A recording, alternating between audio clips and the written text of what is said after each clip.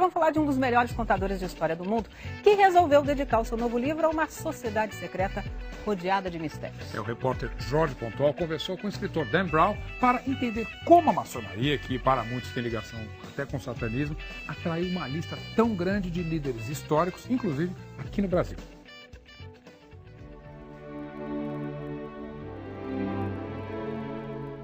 O mistério da maçonaria é o principal ingrediente do novo sucesso do escritor Dan Brown, O Símbolo Perdido. O autor do mega sucesso O Código da Vinci contou ao Fantástico que no livro anterior ele pergunta o que aconteceria se Jesus não fosse divino, mas apenas um profeta. No novo romance, a questão é se o ser humano teria poderes divinos, uma ideia que, segundo ele, vem da maçonaria. Toda a trama, cheia de peripécias, perseguições e surpresas, se passa num domingo à noite em Washington, a capital americana, uma cidade cheia de símbolos da maçonaria.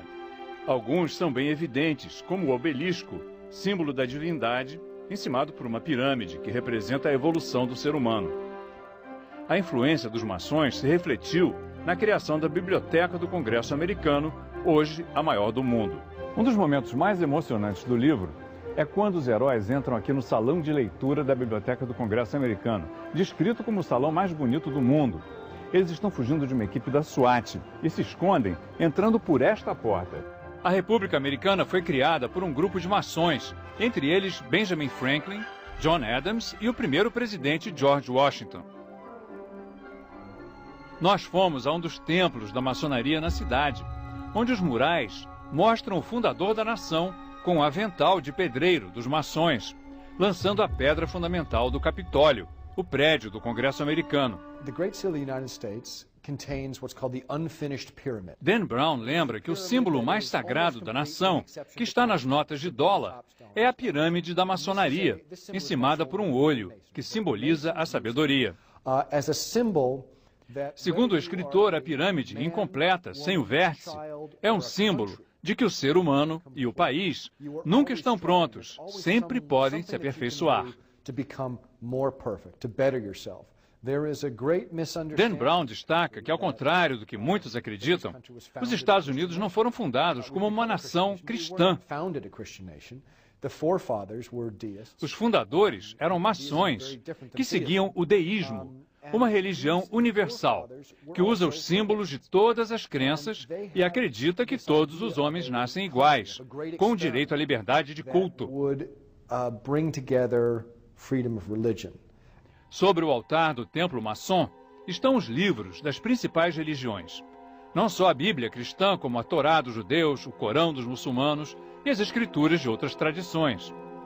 O salão deste templo, na capital americana, é o cenário da cena final do livro de Dan Brown e certamente será recriado com muito mais colorido quando o filme for feito. O templo é exatamente como Dan Brown descreve. Ali no fundo, o trono, onde se senta o grande comandante soberano da ordem.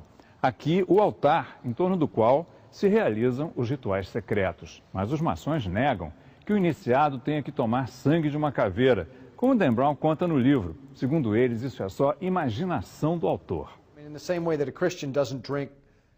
O escritor diz que, na verdade, os maçons usam vinho em vez de sangue, mas insiste que a caveira é usada no ritual da quinta libação, descrito num livro por um dos primeiros presidentes dos Estados Unidos, John Adams. O templo é a sede do rito escocês da maçonaria, uma corrente fundada nos Estados Unidos, a qual pertenceram 15 presidentes americanos. O último foi Gerald Ford, nos anos 70. Os líderes são mestres no grau máximo, 33. Segundo Dan Brown, esse é um número místico, a idade de Cristo ao ser crucificado e o número de vértebras da nossa coluna vertebral. Muitos, em especial os fundamentalistas cristãos, atacam a maçonaria como um culto satânico. Mas Dan Brown insiste que os símbolos e rituais da maçonaria não são sinistros nem malignos, pelo contrário. Significam tolerância religiosa e espiritualidade universal.